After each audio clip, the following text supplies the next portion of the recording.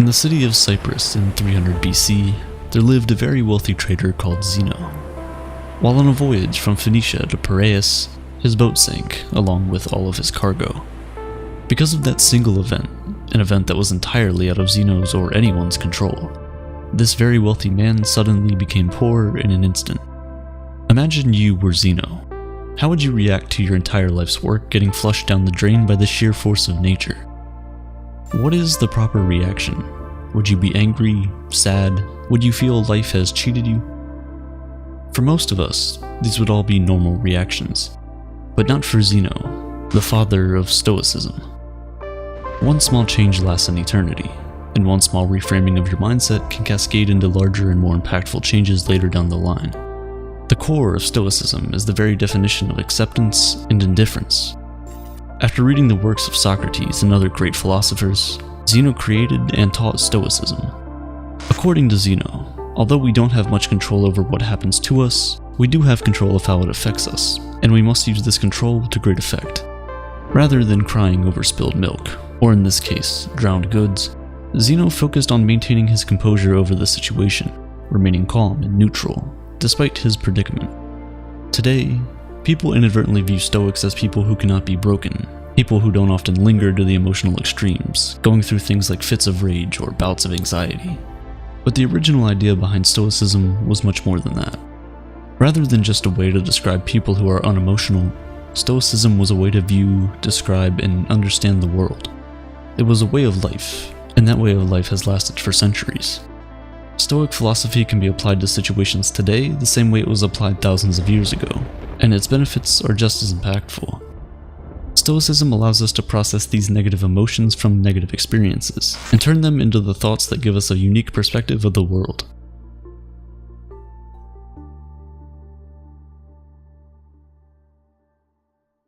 Perspective is everything, and everyone in the world has different experiences and thus different perspectives on things. Since the Stoics gathered, discussed, and taught philosophy in a public place, their general philosophy was widely known. They believed that the Stoic principles could greatly benefit anyone and everyone, and so it didn't make sense for them to hide that knowledge behind the four walls of a school or of the palace courtyards. As a result, everyone from slave to emperor could learn and become a Stoic. And they did. Some of the world's most notable Stoics include Epictetus, which translates to acquired, as he was once owned as a slave, Seneca, who was a well-renowned statesman, and Marcus Aurelius, a Roman emperor and one of the most powerful men to have ever lived. The early Stoics practiced what they preached, avoiding all forms of segregation and leading the fight against inequality. They even invented the word cosmopolitan, which literally means citizen of the world. When people hear that word now, we think of cities like New York, Toronto, Dubai, and London because of how diverse they are. This was the type of unity and togetherness that the Stoics preached. Even at a time when it wasn't popular, women were allowed to freely learn about Stoicism and become Stoics themselves. So why do so many people adopt Stoicism as a way of life? In a world full of unexpected turns of events, our emotions can tend to get in the way of things. In reality, we don't really get sad because bad things happen to us, we get sad because unexpected bad things happen to us. Rain is a good thing. It helps to water our plants, provides water for livestock, and keeps the temperature cool and humid. But the truth is, when that dark cloud catches you outside without an umbrella, it's never a good experience. So why don't we start crying once it starts to rain? It's because although the situation is bad, we've learned to expect rain. It's something that is unavoidable. We can't control the weather. Although it sucks, the rain passes and the light returns. Stoicism teaches us that, in the same way, we should expect that everything bad that can happen will happen. Picture the worst outcome, and be content knowing it could happen. One of the Stoic exercises is known as voluntary discomfort, an exercise aimed at increasing feelings of gratitude. Sleep on the floor of your kitchen, taking cold showers when you normally take hot ones, eat nothing but potatoes for a few days, things like this. This exercise helps you to understand that no matter how hard it gets, you'll still survive and potentially thrive if your mindset is right. By being able to withstand these uncomfortable situations, we indirectly prepare our mental for future misfortunes. With the current state of the world where advertisements are constantly being shoved down our throats, we're made to believe that if we don't have the next best thing, look a certain way, or make a certain amount of money, that we will never be happy. This message is more important now than ever. We enter the world not knowing much of anything. We grow up being taught things at home, in school, and by observing the world for ourselves. The thing is, a lot of times, all three of these sources of knowledge teach us in different ways. The question is, do we need to internalize all of this knowledge? If we do, we could unknowingly be setting unrealistic expectations for our lives, leaving us ultimately disappointed and unsatisfied in the end. That's no way to live. We should instead focus on improving ourselves, for ourselves. We should do things for ourselves and only for that reason. Attaching any external hope or secondary attachments to the actions we take almost always lead to disappointment. Most of the time, we end up trying to fulfill that emptiness with external things, blowing all your money on a fancy car, a house, or even starting a family. Sometimes we do all of these things for their external value and not their internal value. But Stoicism teaches that if you approach life this way, you place your happiness in the hands of external forces, forces that can always fail.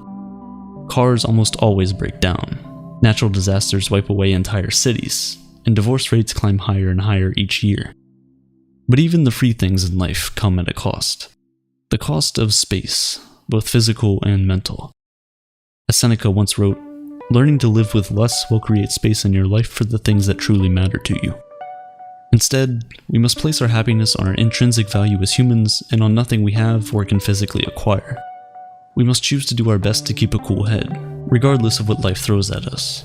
Because regardless of what it is we want, at the end of the day, we don't have any control over the majority of things that happen to us, but we do have all the control over how we react to those things.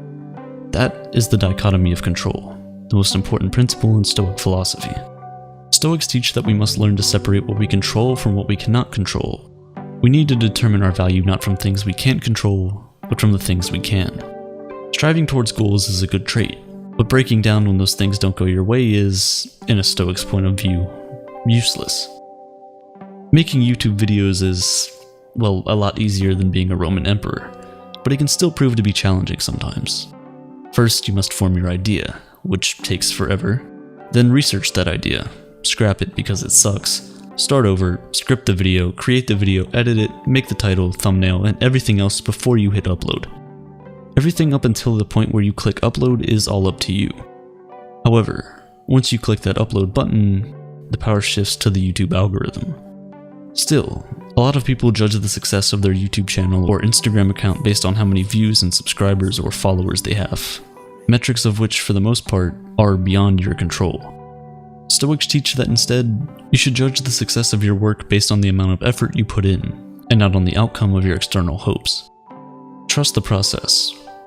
Think about a person who has been working hard at their job for the past 6 months. He now feels he deserves a promotion, and so he walks up to his boss with his performance report. The boss says thanks, doesn't grant him the promotion, and he goes home thinking he must suck at his job.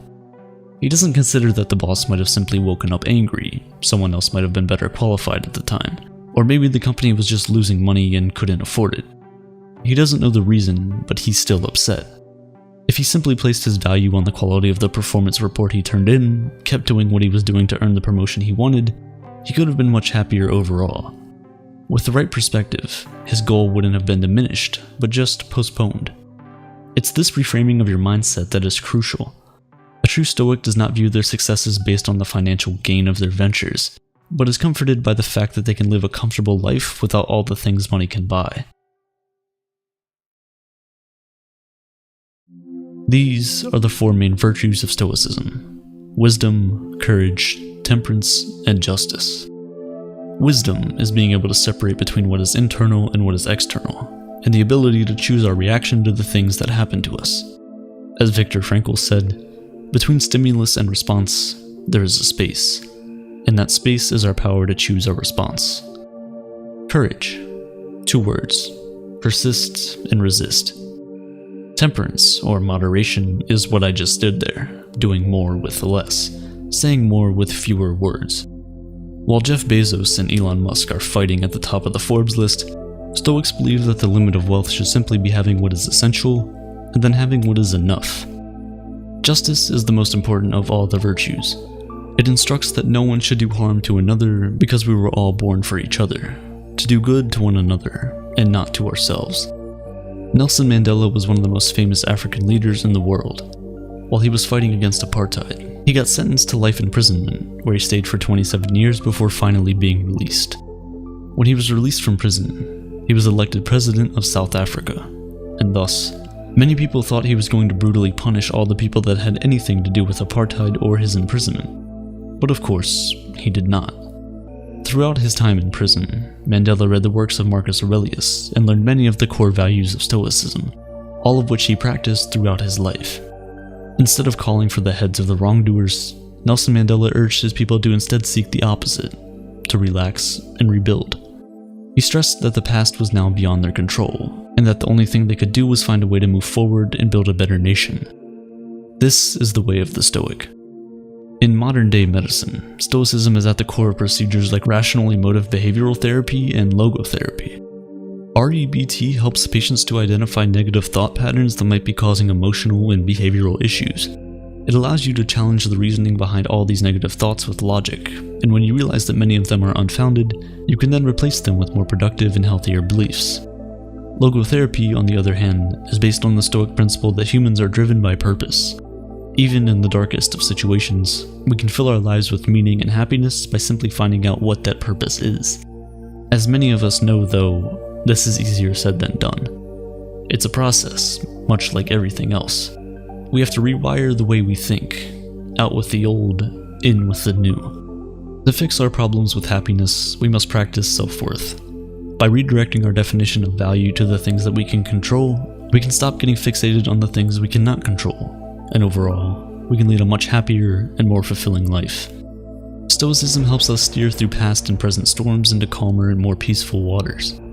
And if our ship sinks and we all drown, we can take peace in the fact that we lived a good life, albeit not as long as we had hoped.